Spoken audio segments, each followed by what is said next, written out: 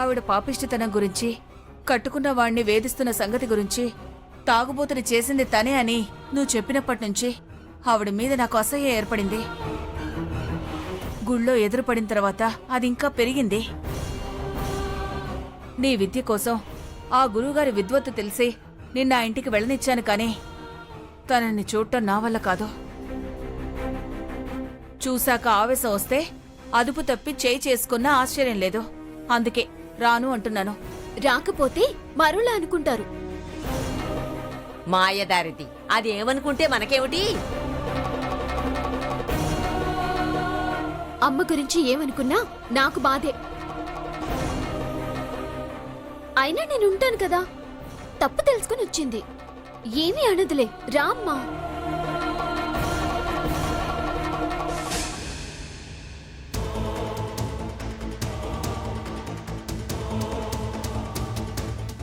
ఏంటమ్మా ఆలోచిస్తున్నావు? సరే, తప్పదు అంటున్నావు కదా, అలా అయితే ఇదిగో.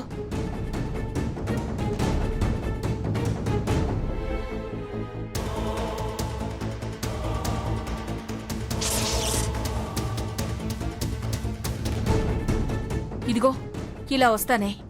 ఈ ముసుగేంటంటే ఏం చెప్తావు? ఏదో ఒకటి చెప్తానులే, నువ్వు పద.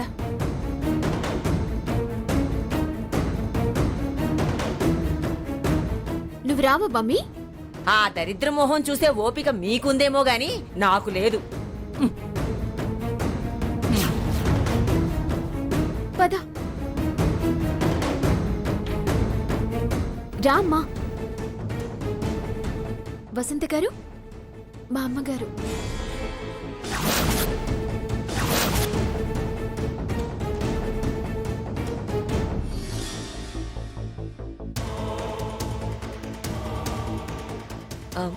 నమస్కారం.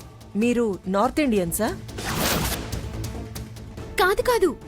మరి వారలా మేలు ముసుగు వేసుకొచ్చారు? పూజ మధ్యలో తీసుకొచ్చింది. పూజ పూర్తయి దేవుడికి హారతిచ్చి దైవ దర్శనం దాకా ఇతరుల మొహం చూడకుండా ఉండటం మా సాంప్రదాయం.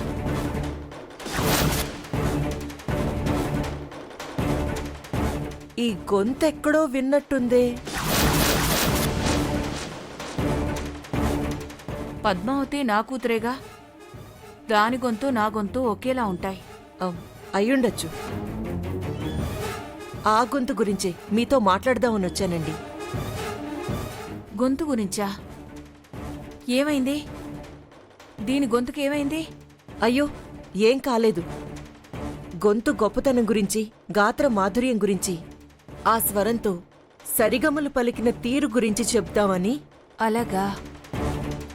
తను వారి శిష్యురాలైనందుకు గర్వంగా ఉంది. తన పాటకు మంత్రముగ్ధులైపోయారందరూ. ఎప్పుడు?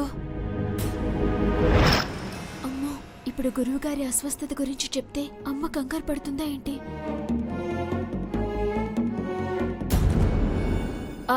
లేదమ్మా, నిన్న గుళ్ళో పాడాల్సి వచ్చిందిలే. వసంత గారు, నేనేమంత గొప్పగా పాడలేదులేండి, మీరు కాస్త ఎక్కువగా పొగుడుతున్నారు. నేను చెప్పేది ఎక్కువైతే సువర్ణ అవకాశం నిన్ను వెతుక్కుంటూ వస్తుందా? శుభవార్త నేను చెప్పడానికొస్తానా? శుభవార్తేంటి? సువర్ణావకాశం ఏంటి? నిన్న నువ్వు పాట పాడినప్పుడు అక్కడ ఒక సినిమా ప్రొడ్యూసర్ విన్నాడు. తను తీయబోయే సినిమాలో పద్మావతితో పాట పాడించాలని నిర్ణయించుకున్నారట. మా శిష్యురాలు కాబట్టి మీరే తనతో పాట పాడించాలి, ఎంత రెమ్యూనరేషన్ అయినా ఇస్తామని అగ్రిమెంట్ రాయించుకురమ్మని నా వెంట పడ్డారు. మంచి అవకాశం. ఒక్క సినిమాతో దేశమంతా పద్మావతి ప్రతిభ తెలిసిపోతుంది. విద్య నేర్పిన గురువుగా గుర్తింపొస్తుందని మీకీ విషయం చెప్పి తనతో సంతకం చేయించుకుందామని వచ్చాను. ఏమంటారు? అసలు విషయం ఇదన్నమాట.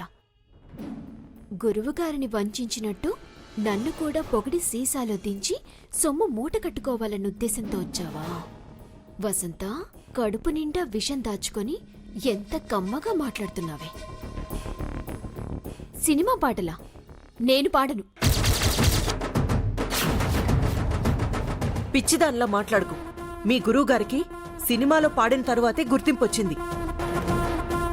వారు విద్వాంసులుగా గుర్తింపు పొందాకే సినిమా వాళ్ళు పిలిచినట్టు గుర్తు. విద్వాంసులే గుళ్ళు గోపురాలకు కచేరీలకే పరిమితమయ్యారు. సినిమాలకు పాడిన తరువాతే ఆయన ప్రభ వెలిగింది. తాగుడు మొదలైంది. అది ఆయన బలహీనత. దానికి సినిమాకి సంబంధం లేదు. మీరు ఏమైనా చెప్పండి, నేను పాడను. పాడను అంటే వచ్చే లక్ష్మిని నీ చేత్తో నువ్వే నెట్టినట్టవుతుంది. మాకు డబ్బు మీద ఆశ లేదు. లక్ష్మి అంటే డబ్బు ఒక్కటే కాదు, పేరు, ప్రతిష్ట, గౌరవం, స్థానం అన్నీను. ఈ విషయంలో మేముగా నిర్ణయం తీసుకోలేము. నీ విషయంలో నిర్ణయం నువ్వు కాక ఇంకెవరు తీసుకుంటారు? మా గురువుగారు అంగీకరించాలి.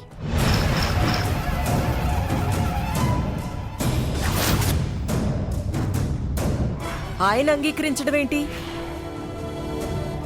అది చెప్పింది నిజమే. మాతృదేవోభవ, పితృదేవోభవ, ఆచార్య దేవోభవ అంటారు కదా. ఒట్టి చాదస్తపు మేళాల్లా ఉన్నారు. ఆయన గారు అస్సలు ఒప్పుకోరు. గురువుగారు పాడమంటేనే పాడతాను, లేకపోతే పాడను. ఎవరి అంగీకారం కోసమో నీ భవిష్యత్తు పాడు చేసుకోకు. మరో జానకివో సుశీలవో కావాల్సిన దానివి. నా భవిష్యత్తు మా గురువుగారు ఎప్పుడు చెడగొట్టరు. నాకా నమ్మకం ఉంది. అమ్మాయి మాటలతో నేను ఏకీభవిస్తాను. విద్య నేర్పిన గురువులే భవిష్యత్తు సూచిస్తారు. ఏ శిష్యుల భవిష్యత్తుకి అడ్డురారు, ప్రోత్సహిస్తారు.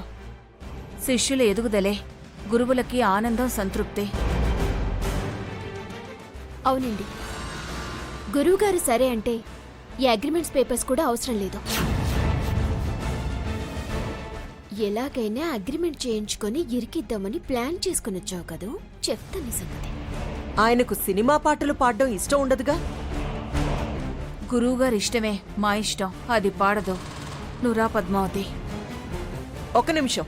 వసంత గారు, అమ్మ మాటే నా మాట. ఇక మీరు వెళ్ళొచ్చా?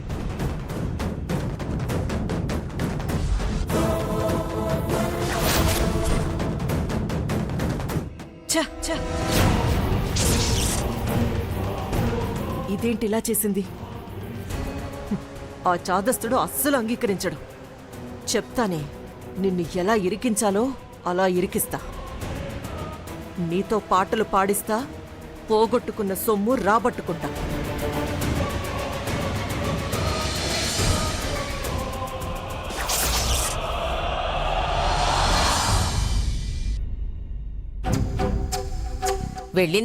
వెళ్ళిందా ఆ దౌర్భాగ్యపుది? ఎందుకలా నోరు పారేసుకుంటావు బామ్మ? నోరు కాదు, మాడు పగలగొట్టాలనిపిస్తుంది. ఎవరి పాపం వాళ్ళది, వదిలే. ఆవిడ సంగతి వదిలేద్దాంలే కాని నీ సంగతి ఏంటమ్మా? నా సంగతేంటి? ఎందుకమ్మా ఇదంతా? ఏదంతానే? నువ్వాగు బమ్మి. ఏంటి పద్మావతి? ఈ ముసుగు కథ ఏంటి? ఇంట్లో ఇలా వస్తానంటే ఊరికే అన్నావు అనుకున్నాను. సరే, వచ్చావు, పూజ అన్నావు, దర్శనమన్నావు. ఇన్ని అబద్ధాలు అవసరమా? నువ్వు అబద్ధం ఆడడం, నేను వినడం ఇదే మొదటిసారి. ఎందుకమ్మా? ఎందుకు ముసుగేసుకొచ్చావు? చెప్పమ్మా. నా దగ్గర ఏదో దాస్తున్నావు నువ్వు. నిజం చెప్పమ్మా. ఈ అమ్మని అనుమానిస్తున్నావా? చచా, అనుమానమేం లేదమ్మా. మరి ముందే చెప్పానుగా అసహ్యమని. భర్తని పీడించుకు తినేవాళ్ళు దయ్యాలతో సమానం. అలాంటి వాళ్ల మొహం చూస్తేనే పాపం.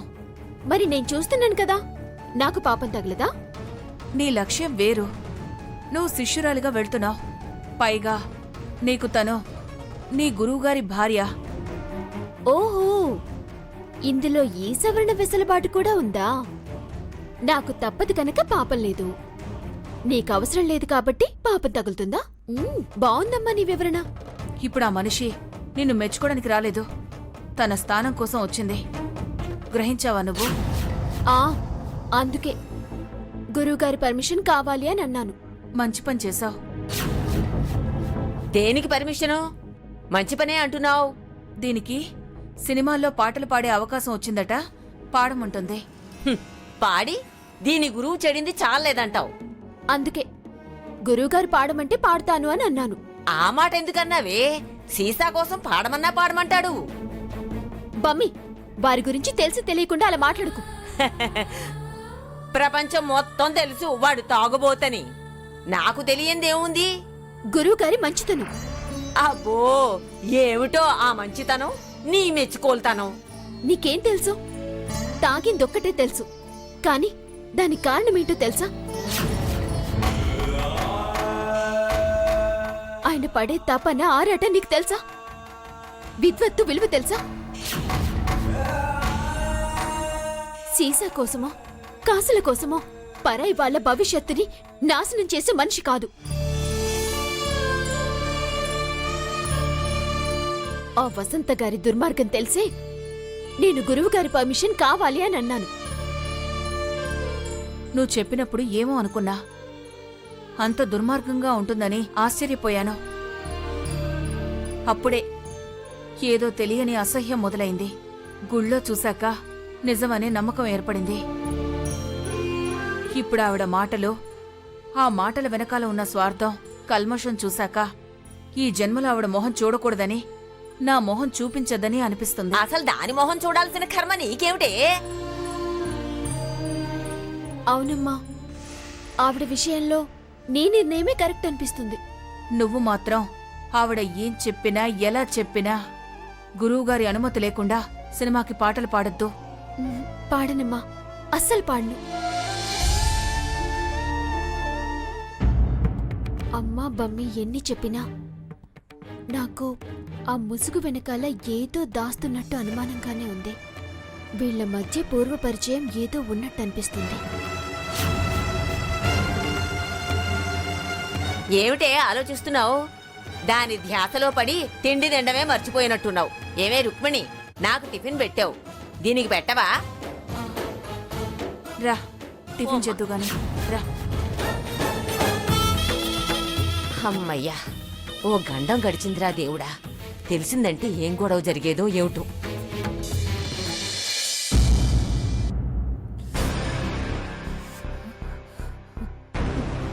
ఇలా వణుకుతూ కూర్చోకపోతే హాస్పిటల్ పోదాం కదా. వద్దయ్యా, ఆసుపత్రిలో ఇంజెక్షన్లంటే నాకు భయం. నాకు ఇంత వయసు వచ్చింది, ఇంకా ఇంజెక్షన్ అంటే భయపడితే ఎలా? భయానికి వయసుకి సంబంధం ఏంది? వయసు మీద పడే కొద్దీ రోగాలు నెత్తిన పడతాయి. మందులు వాటి నెత్తిన వేయకపోతే రోగాలు ఎలా తగ్గుతాయి? 2 రోజులు ముందుకేస్తే అవే తగ్గుతాయిలేవయ్యా. మొండికేస్తే అవి పెరుగుతాయే, తగ్గవు. సర్లే ఉండు, థర్మామీటర్ పెట్టి చూస్తా.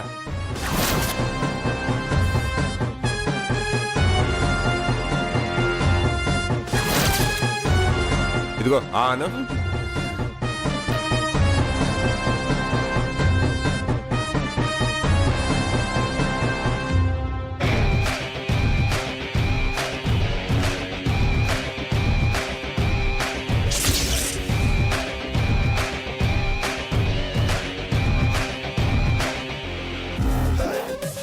ఏంటి, ఏమైంది? జ్వరమమ్మా.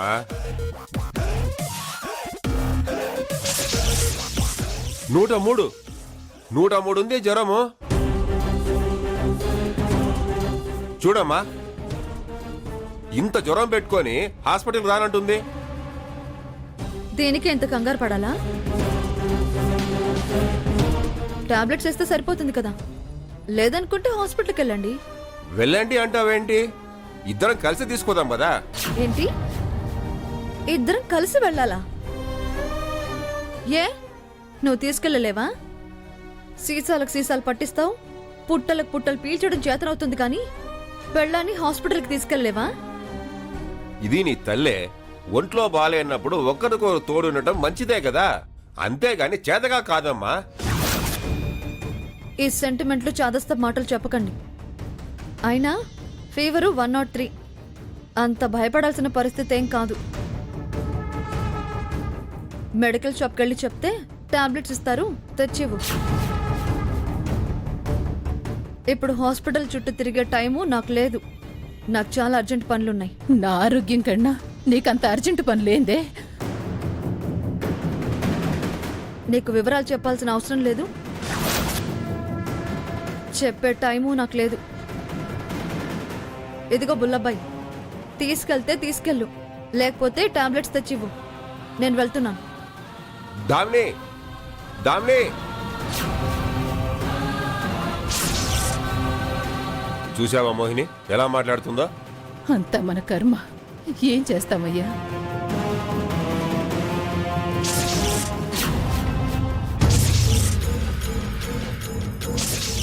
నా కారు ఎక్కడికి వెళ్ళింది? ఎవరు తీసుకెళ్ళి ఉంటారు?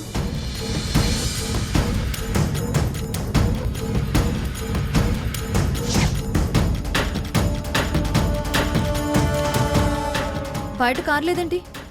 సర్వీసింగ్ ఇచ్చాం. అయితే మీ కారు తీసుకెళ్తాను. మీ మమ్మీని హాస్పిటల్ తీసుకెళ్ళాలి. నువ్వు క్యాబ్లో వెళ్ళు. ఆ పనేదో మీరే చేయండి. ఏయ్, దామిని, దామిని.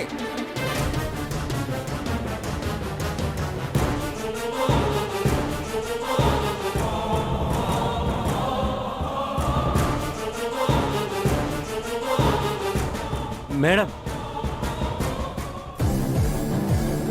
Courier madam. కొరియరా? అవును మేడం. ఇటివ్వు.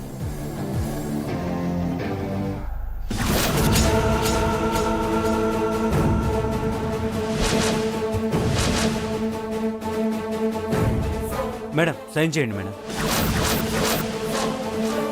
ఆ, నేను సైన్ చేయడం ఏంటయ్యా? అసలు ఈ కొరియర్ ఎవరిది?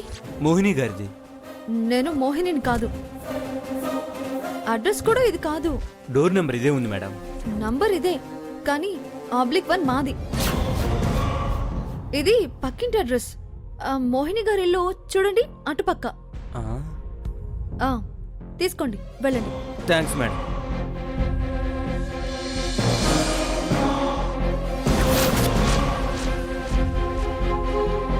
ఈ పద్మావతి లాయర్ నోటీస్ పంపించినట్టున్నాడు. పొరపాటును కూడా ఇది ఇంటికి చేరకూడదు. మీ మమ్మీని హాస్పిటల్ తీసుకెళ్ళాలి.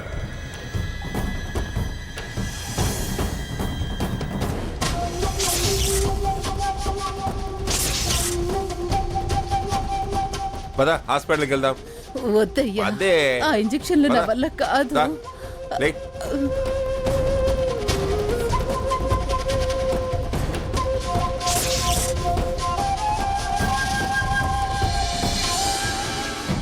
ఎక్కడికి బయలుదేరారు? ఎక్కడికంటావేంటమ్మా? హాస్పిటల్కి రానన్నావు కదా, అందుకే నేనే తీసుకెళ్తున్నా. ఇప్పుడు మీరు బయటకు వస్తే, వాడు తిరిగి వస్తే హాస్పిటల్కి వెళ్లాల్సిన పని ఉండదు.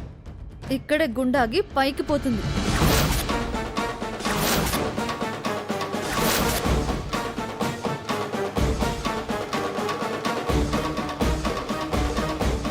ఏందమ్మా నువ్వు అనేది?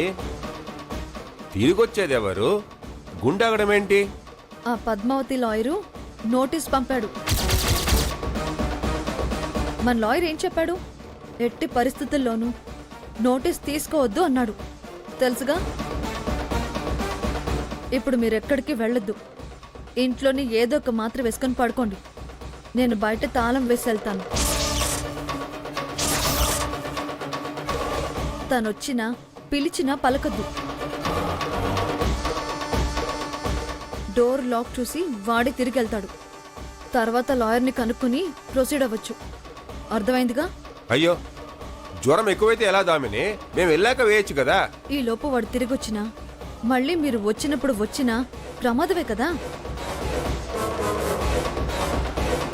ఎట్టి పరిస్థితుల్లోనూ ఆ నోటీసులు మనకు అందకూడదు. మీరు లోపలే ఉండండి. దామిని, దామిని,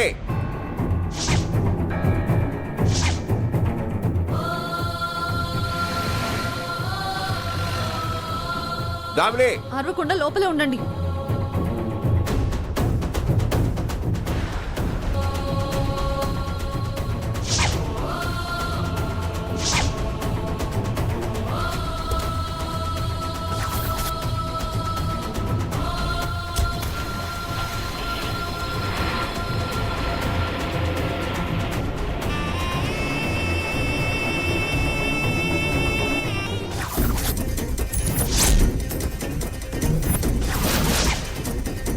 ఇదేంటి ఇందాకేమో ఈ ఇల్లు కాదన్నారు ఇప్పుడేమో లాక్ చేసింది.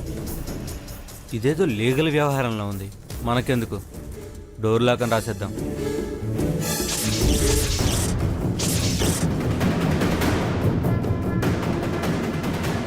చూసావా కామిని ఎంత పని చేసిందో? దానికి నీ ప్రాణం కన్నా ఆ పద్మావతి మీద పగా కేసే ఎక్కువైనాయే.